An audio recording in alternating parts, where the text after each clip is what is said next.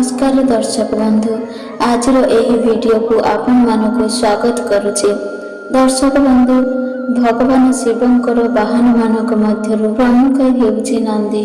नंदी को बलद मानक मध्य उत्तम बोली मन करा जाए।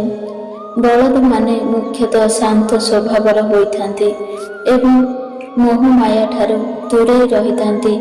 बलद मुख्यतः बल व्यतीत शक्ति शांतिर प्रतीक अटंती। एही शांत स्वभावयुक्त बलद जेतेबेले क्रोधरे जर्जरित हो जाए सेतेबेले ता सम्मुखरे बाघ आसिले मध्य खातिरी करे नाही।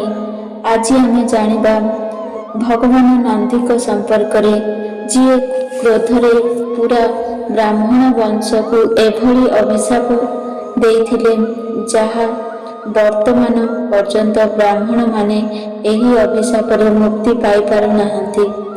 कौन पाई नंदी क्रोधरे चर्चरित होई ब्राह्मण मानकु अभिशाप देले एवं कौन थिला सेही अभिशाप आसंतु जानिबा।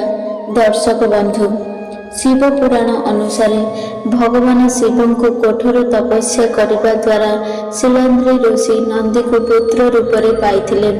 शिलांद्री ऋषि पुत्र नंदी को संपूर्ण वेद विद्यार ज्ञान मध्य प्रदान करथिले।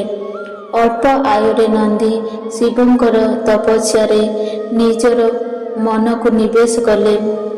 अल्प बयस भगवान प्रति निष्ठापर भावना देखी भगवान महादेव स्वयं नंदी सम्मुखरे उपस्थित होई तांको वर मागिबाकू कहिले। एहा सुनी नंदी उत्तर देई कहिले, हे भोलानाथ, मु सर्वदा आपणक छत्र छायारे रहिबाकू चाहे। आपण ही मोर आराध्य अटंती, तेणु मु जीवन सारा आपणक सानिध्यरे रहिबाकू चाहूँगी। स्वयं प्रति छोट बालकर एभली समर्पण भाव देखी भोलानाथ बहुत खुशी होइगले।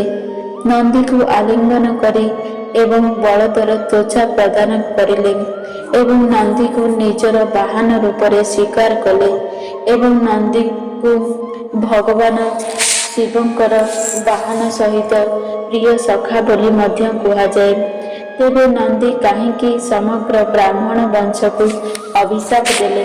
दर्शक बंधु, शिव पुराण अनुसार एकदा ब्राह्मण मानक द्वारा एक यज्ञर आयोजन करा जायतिला, जेउथिरे भगवान ब्रह्मा समेत भगवान विष्णु एवं भगवान शिव को मध्य उपस्थित हेबा लागि निमंत्रण दिया जायतिला।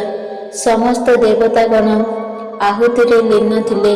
सेतेबेले भगवान शिवंकर ससुर प्रजापति दक्ष सेठारे पहुँचिले। प्रजापति दक्ष को देखी उपस्थित ब्राह्मण देवतागण तांको सम्मुखरे ठिया हेले, किंतु भगवान ब्रह्मा एवं भगवान शिव निज स्थान रे सही भली बसी रहिले। एहा देखि प्रजापति दक्ष रागी गले एवं मने मने चिंता कले, ब्रह्मा मो पिता होइथिबा कारणरू मो आदर रे ठिया हेले नाही, आउ भगवान शिव तो मोर जामाता अटंती, तेणु तांकु मो सम्मुखरे ठिया हेबा कथा। एहा चिंता करी क्रोधरे जर्जरित होई प्रजापति दक्ष भगवान शिव को मन को खराब आसिला भली जहा नहीं ताहा कहीगले। आउ एहार उत्तर देई भोलानाथ कहिले, मु अग्नि को देखुथिली, तेणु आपण सम्मुखरे ठिया होई पारिली नाही।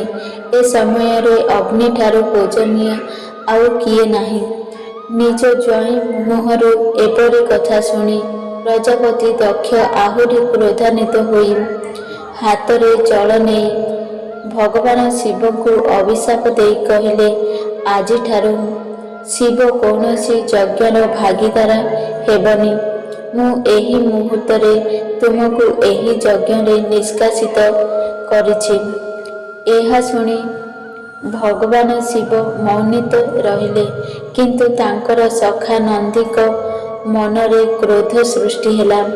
तेणु से क्रोधरे अभिशाप देई कहिले, प्रजापति दक्ष भोलानाथ को एक साधारण मनुष्य ମନେକରି ଅଭିଶାପ ଦେଲେ। ତେଣୁ ମୁଁ ପ୍ରଜାପତି ଦକ୍ଷଙ୍କର ଏହି ଅଭିଶାପକୁ ମୌନ ହୋଇ ଶୁଣୁଥିବା ସମଗ୍ର ବ୍ରାହ୍ମଣକୁ ଅଭିଶାପ ଦେଉଛି। ସମସ୍ତେ ବ୍ରାହ୍ମଣ ଜ୍ଞାନହୀନ ହୋଇଯିବେ ଏବଂ ନିଜ କ୍ଷୁଧା ମେଣ୍ଟାଇବା ପାଇଁ ଘରକୁ ଘର ବୁଲି ଭିକ୍ଷାବୃତ୍ତି କରିବେ।